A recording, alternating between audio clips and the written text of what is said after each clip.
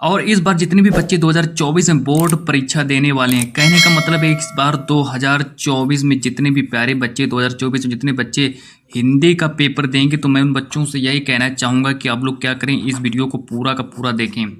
इस वीडियो को आप लोग पूरा का पूरा देखिए। मैं आपसे गारंटी ले रहा हूँ 101% एक भी प्रश्न नहीं छूटेगा। बहुत ज़्यादा इंपॉर्टेंट वीडियो मैं बना रहा हूँ। देखो ओनली आपके पास मात्र 3 महीने बचे हैं। देखो 3 महीने बचे हैं, इसलिए मैंने इस वीडियो को बनाया। देखो 3 महीने में पढ़कर आप लोग हिंदी में बहुत अच्छा स्कोर कर सकते हो ना। देखो 101%, देखो 101% सभी के सभी प्रश्न आपको इस वीडियो से देखने को मिलेंगे। मतलब कि जो आपका जो पेपर होगा 2024 में, जो आपका पेपर होने वाला है हिंदी का, जो आपका पेपर होने वाला है 2024 में, तो आपके 2024 का जो हिंदी का पेपर होगा सभी के सभी प्रश्न आपको इस वीडियो से देखने को मिलेंगे। सबसे पहले हम स्टार्ट करेंगे कहाँ से, तो सबसे पहले हम आप लोगों के सामने ला रहे हैं इंपॉर्टेंट गद्यांश, है ना। देखो गद्यांश देखो बहुत ज़्यादा पूछा जाता है। देखो मैंने यहाँ पे मेरे पास एक किताब भी रखी है, मैं आपको विद्या में दिखाता हूँ। देखो कितनी बार आया, देखो ये पहले 2013 में आया है, 2015 में आया है, 2019 में आया है, 2022 में आया है, 2022 में आया, मतलब 2023 में नहीं आया है और ना 2024 में आया। देखो 2023 में नहीं आया, मतलब ये 2024 में जरूर पूछा जाएगा, 101% पूछा जाएगा, लिख कर रख लो, है ना, जरूर आएगा इस बार, है ना। देखो कुसंग का ज्वर सबसे भयानक होता है, इसको अब हम हल कराने वाले हैं, क्योंकि मैंने यहाँ पर अनेक स्टूडेंट जब मैं जाता हूँ, इस बार देखो जब आपकी बोर्ड की जो कॉपियाँ होंगी इस बार हम ही चेक करेंगे। 2024 की जो कॉपियाँ जो होंगी आप लोगों की हम ही चेक करेंगे। तो इस बात को हम जब चेक करते हैं, अगले साल जब हमने 2023 में जब हमने कॉपियाँ चेक की थी, तो मैंने वहाँ पर बच्चों की कॉपियाँ जो देखी थी, वहाँ पर जो बच्चों की जो कॉपियाँ थी, उन्होंने बच्चों ने क्या किया था कि वहाँ पर बच्चों ने सही से संदर्भ नहीं लिखा था। देखो सही से संदर्भ नहीं लिखा था, है ना। तो देखो आप लोग क्या करिए, पहले आप लोग संदर्भ लिखना सीखिए, है ना। देखो अगर आप लोग संदर्भ अगर आप लोग सही से लिख लेते हैं, तो आपको वहाँ पर दो में से 2 नंबर आपको पूरे के पूरे मिल जाएंगे। और फिर इसके बाद हम आपको बताएंगे गद्यांश को कैसे सॉल्व करना है। देखो गद्यांश भी आप लोगों को सही से लिखना है ना। तो देखो गद्यांश में आप आज की इस वीडियो में हम आपको गद्यांश भी लिखना सिखाएंगे, जो कि 2 नंबर का आता है। देखो मैंने बोर्ड की कॉपियाँ चेक करी, तो मैंने वहाँ पर देखा कि बच्चों ने क्या क्या गलतियाँ की हैं, तो वही मैं आप लोगों को बताऊँगा कि आप लोगों को कौन कौन सी गलतियाँ नहीं करनी है ना। देखो गद्यांश तो सभी लोग लिखते हैं, लेकिन लिखने का जो तरीका होता है वो बच्चों को नहीं पता है, तो वही तरीका हम आप लोगों को बताने वाले कि गद्यांश में आप लोगों को संदर्भ कैसे लिखना है और रेखांकित अंश की व्याख्या किस तरह से करनी है। देखो सबसे पहले क्या करेंगे, इसको पढ़ना है पहले। देखो इसको देखो पहले पढ़ेंगे कैसे पढ़ना है। देखो इसको पहले पढ़ेंगे कि कुसंग का ज्वर सबसे भयानक होता है। कुसंग का ज्वर सबसे भयानक होता है और यह केवल नीति और सद्वृत्ति का ही नाश नहीं करता, है ना। तो सद्वृत्ति का ही नाश नहीं करता, बल्कि बुद्धि का भी क्षय करता है। इस तरह से आप लोग क्या करिए, इसको पढ़िए, आराम आराम से पढ़ना है। देखो अब ये देखो, ये यहाँ से लाइन खींची है। देखो यदि किसी युवा पुरुष की संगति यदि बुरी होगी, तो वह उसके पैरों में बंधी चक्की के समान होगी, जो उसे दिन दिन अवनति के गड्ढे में गिराती जाएगी, है ना। और यदि अच्छी होगी तो सहारा देने वाली बहू के समान होगी, जो उसे निरंतर उन्नति की ओर उठाती जाएगी। देखो मैं आपसे गारंटी ले रहा हूँ, इस वीडियो को अगर आपने पूरा का पूरा देख लिया, तो मैं आपसे कह रहा हूँ कि आप लोग 70 में से 65 नंबर आप लोग इसी वीडियो से करके आओगे। देखो अंतिम मौका है, आप लोग इस अंतिम मौके को मत छोड़ना, है ना। तो क्योंकि आप लोगों के लिए अंतिम मौका है। फिर इसके बाद हिंदी का जो वीडियो है मुश्किल आप लोगों के पास आए, तो हम यही आपसे कह रहे हैं कि आप लोग इसी वीडियो को पूरा का पूरा देखा करके आप लोग 70 में 70 नंबर, नहीं तो आप लोग 70 में से 65 नंबर तो आप लोग प्राप्ति कर लो। देखो इस वीडियो को पूरा देख करके आप लोग 70 में 65 नंबर तो आप लोग पा लो, है ना। कहीं नहीं आपके 70 में 65 नंबर। देखो अब हम इसके बाद हम बात करेंगे। देखो ये गद्यांश है, इस गद्यांश पर आधारित अब क्या होगा, 3 प्रश्न हमसे पूछे जाएंगे। देखो 3 प्रश्न हमसे पूछे जाएंगे गद्यांश पर आधारित। तो पहला मेरा प्रश्न है कि इस गद्यांश का संदर्भ लिखो। गद्यांश का संदर्भ लिखो, पेपर में 2 नंबर का आएगा। और फिर हमसे कहा जाएगा कि रेखांकित अंश की व्याख्या करो, पेपर में 2 नंबर का आएगा। फिर देखो एक अलग से प्रश्न दिया जाएगा कि कुसंग का जो प्रभाव है, कुसंग का जो प्रभाव है वो व्यक्ति के जीवन पर किस प्रकार पड़ता है। ये देखो पेपर में 2 नंबर का आएगा, मतलब कि इस बार जो गद्यांश जो रहने वाला वो आपके पेपर में 6 नंबर का गद्यांश आएगा। तो हम आपको ऐसी ट्रिक बताएंगे कि जो एग्जामिनर जो होगा, देखो हम ही एग्जामिनर है ना, हम ही कॉपियाँ चेक करते हैं बोर्ड की, तो आप लोग ऐसे कॉपियों को लिखो ताकि हमें आपको 6 में से 6 नंबर आपको देने पड़े, है ना। तो वही ट्रिक हम आपको बताएंगे कि आपको किस तरीके से आप लोगों को यहाँ पर संदर्भ और रेखांकित अंश की व्याख्या करनी है, ताकि एग्जामिनर जो है आपको 6 में से 6 नंबर दे दे, एक भी नंबर ना काटे। क्योंकि मैंने बहुत सी बच्चों की कॉपियाँ मैंने चेक की थी, तो वहाँ पर बच्चों ने क्या क्या गलतियाँ की, उन्होंने संदर्भ सही से नहीं लिखा और ना उन्होंने व्याख्या भी सही से नहीं की थी। तो देखो वही ट्रिक आपको बता रहा हूँ। देखो सबसे पहले अब हम हेडिंग डालेंगे यहाँ पर कौन सी, देखो सबसे पहली हेडिंग डालने वाले हैं यहाँ पर हम संदर्भ।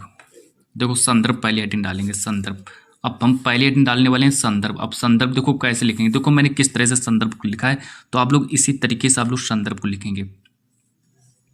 तो संदर्भ में आप लोग क्या करेंगे, सबसे पहले यहाँ पर लिखेंगे संदर्भ, और देखो संदर्भ जरूर लिखेंगे। कई बच्चे यहाँ पर संदर्भ भी नहीं लिखते हैं ना, वो सीधा लिखना स्टार्ट कर देते हैं, तो आप लोगों को सबसे पहले संदर्भ को लिखना है। देखो संदर्भ कैसे लिखेंगे, देखो ये प्रस्तुत गद्यांश हमारी पाठ्य पुस्तक, प्रस्तुत गद्यांश हमारी पाठ्य पुस्तक हिंदी के गद्य खंड में संकलित मित्रता। देखो मित्रता जो रहेगा इस बार आप लोगों को मित्रता, देखो मित्रता किस तरीके से लिखना है, मित्रता आप लोगों को ब्लैक पेन से लिखना है। देखो ब्लैक पेन से, है ना, तो मित्रता जो है, जो चैप्टर का जो नाम होता है वो आप लोगों को ब्लैक पेन से लिखना है। इससे क्या होगा, जो एग्जामिनर की जो नज़र होती है, एग्जामिनर की जो नज़र होती है वो सीधा कहाँ जाएगी, वो सीधा जाएगी मित्रता पर। देखो सबसे पहले आप लोग पहले देखिए, आप लोगों की पहली नज़र कहाँ जा रही है, आप लोगों की पहली नज़र मित्रता पर जा रही है, तो वो क्या करेगा, सीधा मित्रता पर टिक लगाएगा, आपको 2 नंबर दे करके आगे बढ़ जाएगा। इस तरीके से आप लोगों को करना। देखो इसके लेखक आचार्य रामचंद्र शुक्ल हैं, तो आप लोगों को जो आचार्य रामचंद्र शुक्ल जी जो हैं, इसको भी आप लोगों को ब्लैक पेन से लिखना है, ब्लैक पेन से लिखना है। आचार्य रामचंद्र शुक्ल को भी आपको ब्लैक पेन से लिखना है ना, तो जरूर आपके पेपर में इस बार आएगा, तो आप लोगों को बिल्कुल इसी तरीके से लिखना है। देखो अब देखो एग्जामिनर जो है, अब देखो सबसे पहले उसकी नज़र जाएगी मित्रता पर जाएगी, और फिर उसकी नज़र जाएगी आचार्य रामचंद्र शुक्ल पर। वो क्या करेगा, इन दोनों को पढ़ करके आपको 2 नंबर दे देगा, और सीधा एग्जामिनर फिर आगे बढ़ेगा, फिर वो पढ़ेगा रेखांकित अंश की व्याख्या जो है वो बच्चे ने किस तरीके से लिखी है ना। देखो मैंने यहाँ पर देखो जिस तरीके से मैंने रेखांकित अंश की व्याख्या लिखी, बिल्कुल आपको इसी तरीके से लिखना है। देखो कि बुरी संगति भयानक रोग के समान है। देखो मान लीजिए अगर आपके पास, अगर मान लीजिए कोई अगर आपको रोग लग गया है ना, कोई अगर आपको रोग लग गया, तो रोग क्या करता है, आपके पूरे शरीर को नष्ट कर देता है, मतलब कि आपको बीमार कर देता है। उसी तरीके से अगर आप लोग बुरी संगति में अगर आप लोग पड़ जाते हैं, तो आप लोग क्या होगा कि देखो बुरी संगति में पड़ जाते हैं, तो आप लोग फिर बुरी संगति में ही पड़ जाएंगे। देखो कि बुरी संगति अच्छे गुणों को, जो आपके जो अच्छे गुण हैं, है ना, बुरी संगति अच्छे गुणों को नष्ट करने के साथ साथ बुद्धि को भी नष्ट करती है। देखो मान लीजिए अगर आपके पास अच्छी संगति है, तो वो क्या करती है, आपको उन्नति की ओर उठाती जाएगी। और यदि अगर आपके पास बुरी संगति है, देखो बुरी संगति यहाँ पर लिखा है कि बुरी संगति क्या करती है कि अच्छे गुणों को नष्ट करती है, जो आपके पास जो अच्छे गुण हैं उनको नष्ट कर देती है। देखो नष्ट करने के साथ साथ क्या होता है कि बुद्धि को भी नष्ट कर देती है, जो आपकी जो बुद्धि है उसको भी नष्ट कर देती है। और फिर इसके बाद क्या होता है, इसके बाद देखो यदि किसी युवक की संगति कैसी होगी, यदि किसी युवक की संगति बुरी होगी, तो वह उसके पैरों में बंधी चक्की के समान होगी, जो उसे प्रतिदिन अवनति के गड्ढे में गिराती जाएगी, है ना। जो देखो यहाँ पर देखो बात करो, देखो समझो बात को यहाँ पर, कि उसके पैरों में बंधी चक्की के समान होगी, है ना। जो देखो यदि किसी युवक की संगति कैसी होगी, यदि किसी युवक की संगति यदि अगर बुरी होगी, तो वह उसके पैरों में बंधी चक्की के समान होगी, जो उसे प्रतिदिन अवनति के गड्ढे में गिराती जाएगी। देखो इस तरीके से आप लोगों को लिखना है, बिल्कुल इसी तरीके से आपको लिखना है देखो पेपर में। फिर देखो आगे बात करते हैं कि यहाँ पर देखो आगे क्या करें कि किंतु यदि संगति अच्छी होगी तो वह उसे प्रतिदिन अवनति की ओर उठाती जाएगी। देखो है ना, तो वह उससे देखो है ना, इसको काट देते हैं, एक्स्ट्रा हो गया। देखो किंतु यदि संगति अगर अच्छी होगी तो वह उसे प्रतिदिन उन्नति की ओर उठाती जाएगी। आप लोगों को समझ में आया होगा। सो फाइनली अब हम बात करते हैं, देखो ये प्रश्न नंबर आपका 2 हुआ। देखो पेपर में हमसे क्या होगा कि इस बार 3 प्रश्न आपसे पूछे जाएंगे। तो आपका जो तीसरा नंबर जो प्रश्न है ना, तो तीसरा देखो प्रश्न को पहले तीसरा जो प्रश्न आपका है, तो यहाँ देखो हम प्रश्न नंबर 1 के बारे में बात कर चुके हैं कि गद्यांश का संदर्भ कैसे लिखना है और रेखांकित अंश की व्याख्या किस तरीके से करनी है, हम आपको 2 बता चुके हैं। अब तीसरा है कि कुसंग का जो प्रभाव है, कुसंग का जो प्रभाव है वो व्यक्ति के जीवन पर किस प्रकार पड़ता है, तो इसको समझ लो किस प्रकार पड़ता है। देखो इसका आंसर देखो किस तरह से लिखेंगे। इसका आंसर देखो इस तरीके से लिखना है आप लोगों को कि बुरी संगति पैरों में बंधी चक्की के समान होती है, किंतु अच्छी संगति सहारा देने वाली बाहु के समान होती है। देखो ये आपका देखो वेरी वेरी इंपॉर्टेंट, ये आपका वेरी वेरी इंपॉर्टेंट क्या था, ये आपका वेरी वेरी इंपॉर्टेंट गद्यांश था। अब हम बात करेंगे वेरी वेरी इंपॉर्टेंट पद्यांश के बारे में, जो इस बार पेपर में जरूर आएगा। वेरी वेरी इंपॉर्टेंट पद्यांश के बारे में बात करेंगे। तो चलो क्लास को स्टार्ट करते हैं। अब हम बात करते हैं कि इंपॉर्टेंट पद्यांश के बारे में। देखो सबसे पहले क्या करेंगे, आप लोग पद्यांश को आप लोग सही से कॉपी में पढ़ लेंगे। जब आपके पेपर में पद्यांश आएगा तो उसको आप लोग सही से पढ़ लेना पहले हैं। तो देखो किस तरीके से आप लोगों को पद्यांश को पढ़ना है, तो मैं आपको पढ़कर बता रहा हूँ। देखो कि चरण कमल बंदो हरिराई, जाकी कृपा पंगु गिरी लंघे, अंधे को सब कुछ दर्शाई, है ना। तो इस तरीके से पढ़ना, अंधे को सब कुछ दर्शाई। बहिरो सुनय गूंग पुनि बोले, रंग चले सिर छत्र धराई, है ना। तो रंग चले सिर छत्र धराई, सूरदास स्वामी करुणा में बार बार बंदों तिहि पाई। तो इस तरीके से आप लोगों को पहले इसको पढ़ लेना है, सही से पढ़ लेना है। 2 से 3 बार इसको पहले पढ़ लेना है। फिर देखो इसके बाद आप लोग क्या करेंगे, इसके बाद आप लोगों को देखना है कि इस पद्यांश पर आधारित हमसे कौन कौन से प्रश्न पूछे जाएंगे। तो इस पद्यांश पर आधारित हमसे बोर्ड जो है इस बार 3 प्रश्न हमसे पूछेगा। सबसे पहले हमसे कहा जाएगा कि पद्यांश का संदर्भ लिखो, और पद्यांश का जैसे आप लोग संदर्भ लिख देंगे तो आपको वहाँ पर 2 नंबर मिल जाएंगे। फिर हमसे कहा जाएगा कि रेखांकित अंश की व्याख्या करो, और जैसे आप लोग रेखांकित अंश की व्याख्या करेंगे आपको 2 नंबर मिल जाएंगे। फिर यहाँ पर कहा जाएगा कि किसकी कृपा से लंगड़ा व्यक्ति पर्वत भी लांघ जाता है, ये प्रश्न 2 नंबर का आएगा। मतलब कि पद्यांश भी इस बार हमारे पेपर में 6 नंबर का पूछा जाएगा। तो चलो सबसे पहले हम यहाँ पर बात करते हैं यहाँ पर आपसे